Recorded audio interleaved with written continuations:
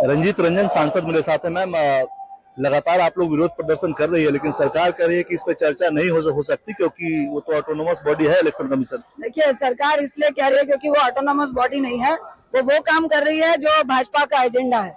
आप जमीनी हकीकत में जाएंगे, एक तरफ चुनाव कह रहा है 97% का हमने सर्वे कर लिया, वेरिफिकेशन कर लिया।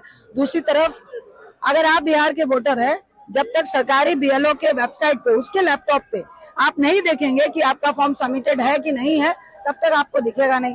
और जो ग्राउंड रियलिटी है, मात्र 25% फॉर्म ही सबमिटेड हुए, तो इसका मतलब 75% लोग अभी तक अपने कागजात नहीं जमा कर पाए हैं, जो कागजात भाजपा के एजेंडे द्वारा बनाया जा रहा है। तो यहाँ 97% की वेरिफिकेशन हो गई, जमीन में आपका फॉर्म ही सबमिटेड नहीं है। इसका मतलब क्या है? इसका मतलब है कि भाजपा की ऑलरेडी लिस्ट तैयार है, जो चुनाव के वेबसाइट पे 1 महीने के बाद लिस्टेड हो जाएगी। तो चुनाव आयोग की मंशा गलत। चुनाव आयोग की मंशा जो भाजपा की मंशा है, उसके तहत चल रहे हैं। अगर चुनाव आयोग अपने आप को स्वतंत्र मान रहा होता तो निश्चित तौर से जो विपक्ष, इतना बड़ा देश है, आपके 140 करोड़ लोग हैं, आधे से ज्यादा विपक्षी पार्टियां उनको रिप्रेजेंट करती है, आप उनको सेटिस्फाइड क्यों नहीं कर पा रहे हैं? चर्चा तो नहीं होगी ऐसा सरकार कर रही है, तो आगे का रास्ता?